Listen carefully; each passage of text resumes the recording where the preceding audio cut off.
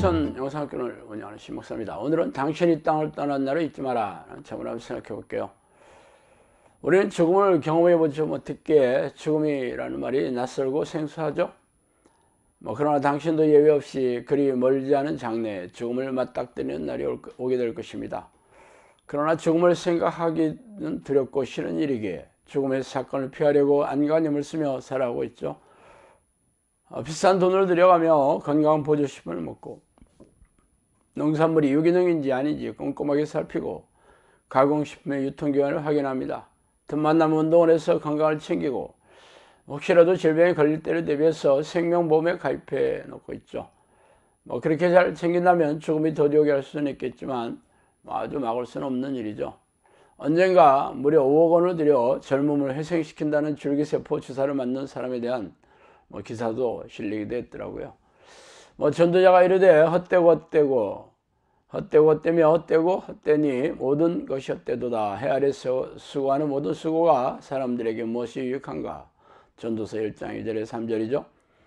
헛되다라는 단어는 히브리어로 헤벨이라는 뜻으로 가치가 없다는 뜻입니다.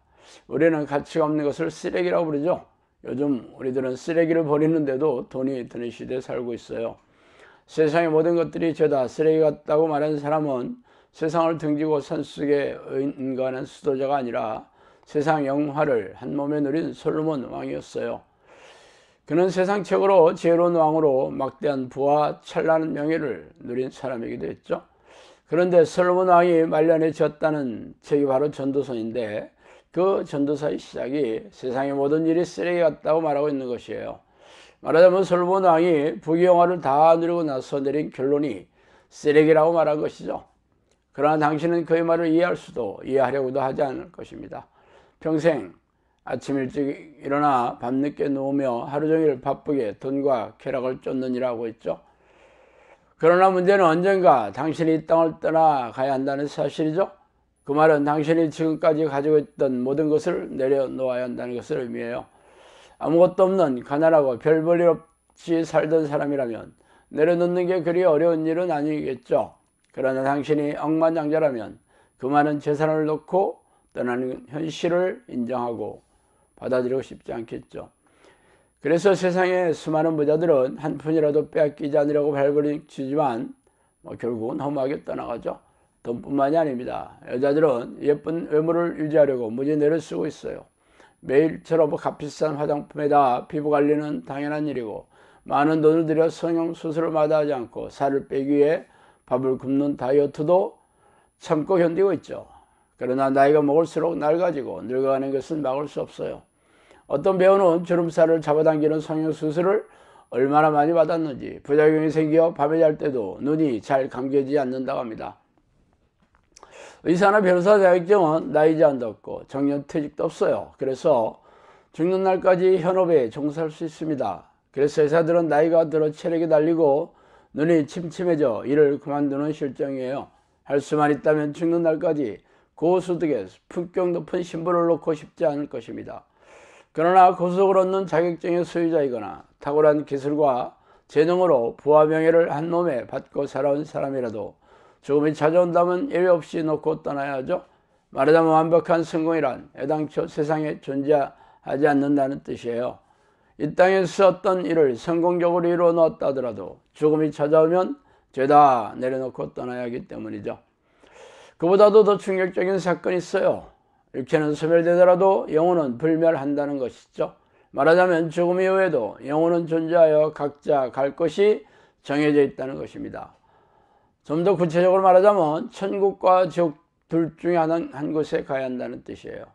그곳에서 영혼이 있어야 합니다. 영혼의 거처를 준비하지 않는다면 꺼지지 않는 유황불이 활활 타는 지옥에 던져져야 합니다. 말하자면 이 땅에 있을 때 영혼의 준비를 철저하게 했던 사람들만이 천국에 들어갈 자격을 얻을 수 있습니다. 그래서 당신이 예수를 믿고 교회에 나오고 있는 거죠. 그러나 일주일에 한 번 교회 예배의식에 참석하는 것으로 천국은 꿈도 꾸지 마시기 바라요. 그렇다면 시당치 예수님은 천국은 좁은 문이며 그 길을 가는 사람들은 드물다고 하셨을 리가 없죠. 또한 천국은 성령으로 거듭난 사람들만이 들어갈 수 있습니다. 성령의 사람은 기도의 사람이죠. 이러한 사실은 왜 당신이 이 땅에 사는 동안 천국의 준비를 단단히 하고 있어야 하는지를 잘 말해주고 있어요.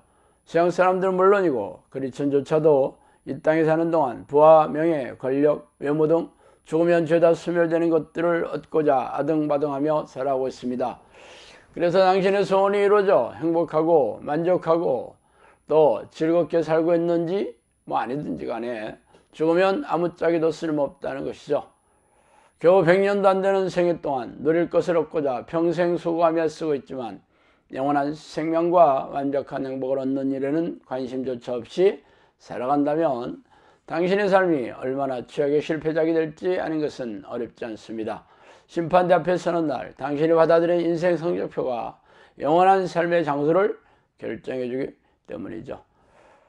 당신이 지금 번듯한 직업이 없어 낙담하고 계십니까? 아니면 못생긴 외모로 열등감에 빠져 우울해하고 있습니까? 변것이 없어 지극히 가난해서 헤어나지 못해 어깨를 축 늘어뜨리고 계십니까?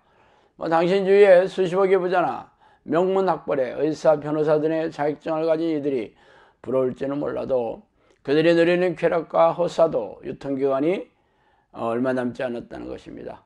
그 후에는 새로운 기준이 영원한 삶을 결정 지어질 것입니다. 그렇다면 겨우 100년도 안 되는 인생을 즐기기 위해 평생을 준비할 것입니까? 아니면 이 땅에서 춥고 배고프더라도 영원한 천국의 거치를 준비할 것입니까? 그 선택은 오로지 자신에게 있어요. 당신의 선택은 자유일지라도 선택의 대가는 혹독하게 치르게 되는 날이 올 것입니다.